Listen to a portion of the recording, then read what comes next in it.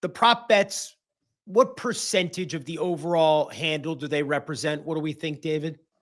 It's roughly about 50%. It's grown significantly, and there's 50%? Wow. 50% of the handle, and it's In grown the NBA specifically. in the NBA, especially the NBA. They're extremely popular in the NBA, and they're especially popular as parlay legs. Right, a parlay, as you guys know, is a multi-leg bet. You got what LeBron James over points, Anthony Davis over blocks, whatever, and you do that, and that's what people really like to do. So they'll put all these guys into a parlay, and that escalates the payout, right? I mean, you only have to bet $10, and now you've got a 7-leg parlay that pays $5,000 or whatever, and the prop bets are extremely popular in that. And so that is a concern for me too when you are allowing these to escalate the payouts on these things for small amounts. Well, so David, how do they stop that then? Because to your point, if I can wager $10, $20 and put these different type of bets in place and win 4,000 or 5,000, I'm gonna always want to do that. Sports, the bettors are gonna love those bets. So how do they regulate that, or how do they stop that? Yeah, I think you have to put a ban on including player props in parlays. So those people that are trying to circumvent the low limits to get these escalated payouts, you just can't put those in parlays. Instead, you have to put the side, a point spread and a winner and an over under in the total points. That's one avenue. Now, we're telling businesses right now that we're going to tell you you can't charge that much for your product, right? Because that's what they're doing. They're selling this bet. And we're saying, nope, you can only charge people $5. You can't charge them if they want to bet $10,000. You can't do that. I don't think that sports books are really eager. Any business would be really eager for someone to tell them to do that. So it's natural for them to push back, and they have been.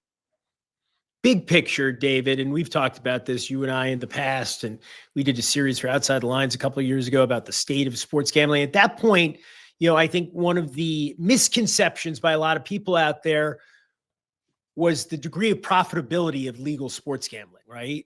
Like it wasn't, at least at that time, the gold mine, the printing press that everybody thought it was. Technology is expensive. The lines are good. There are other reasons, right? If you would assess the state of the industry right now, and I'm talking specifically legal sports wagering, how would you describe it? Well, you're exactly right. Sports betting for the long time when it was in Las Vegas, the casinos looked at it as an amenity, right? This is something that we're going to have this big gaudy sports book. We're going to attract people in, and hopefully their wives go play the slot machines that have a lot larger hold, a lot larger profit margin. Now, when we've gone to legal sports betting nationwide, for the first years, it was all about customer acquisition. These guys spent money after money after money trying to get as many people on their site as they can. And there's two giants, FanDuel, DraftKings. Those are the two biggest.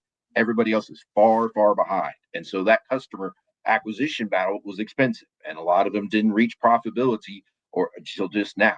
Now, if we get larger and they start to contract where we only have a couple operators, you will start to see the profits come in a lot larger. States are noticing that, though. However, tax rates on sports betting gone way up. They're over 50% in tax rate in New York, for example. Illinois is also approaching that level. So regulators are seeing that these sports books are making money, and they're wanting their cut.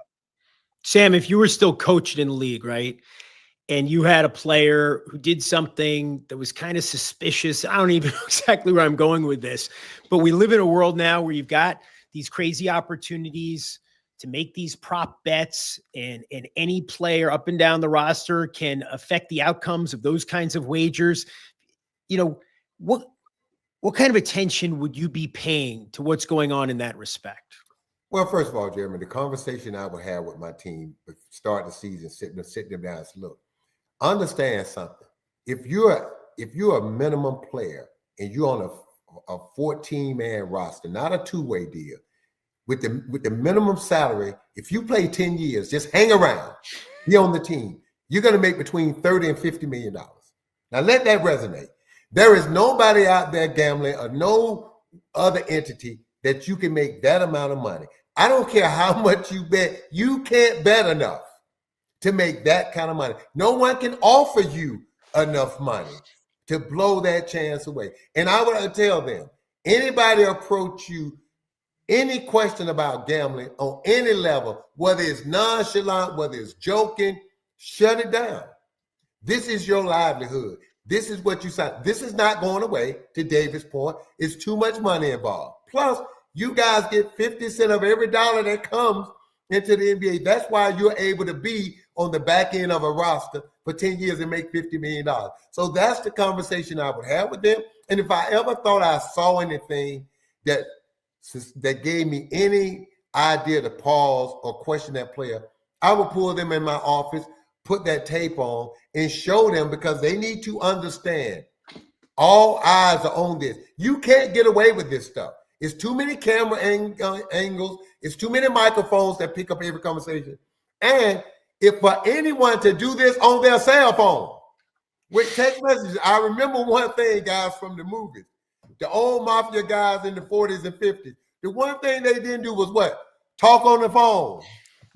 Especially not text this stuff. Right. And then they developed wiretaps in the 80s. These are not masterminds in doing this stuff. Some people, right, again, I think I mentioned this earlier, are minimizing this. Okay, let's not turn this into the 1919 Black Sox, right? This isn't existential for the NBA. They're going to figure this out. This, in fact, right, there is a school of thought, right, shows the system is working. We're getting to the bottom of this, right?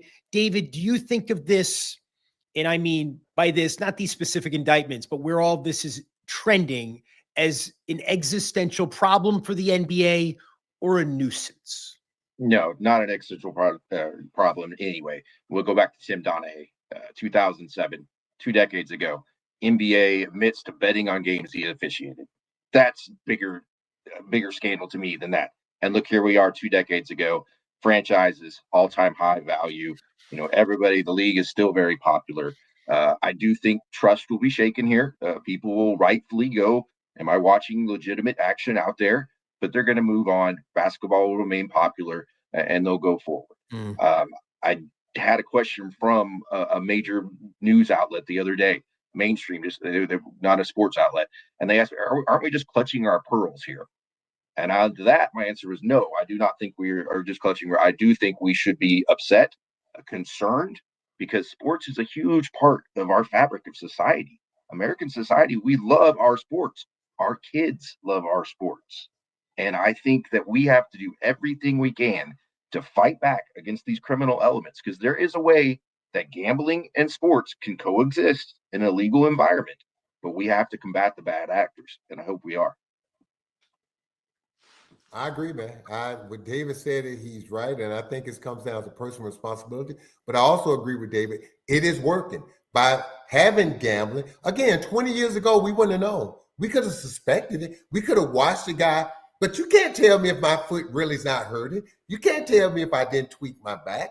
You just can't tell me. 20 years ago, you had no idea. But now you know by looking at the algorithms, the betting, the things that they have in place. And so my advice to anyone out there trying to do this, look at what has happened. There is no way you can do it because, again, the people who put this system in place were the gamblers. They thought about all of this legal ways and stuff. People need to understand that the people that help monitor casinos from people stealing from them are the people that used to steal from them, that was very good at it. And guess what happened? The reason they work at the casino, because they got caught. They didn't get away with it and turn themselves in and say, look how much money I stole from you guys. Now give me a job.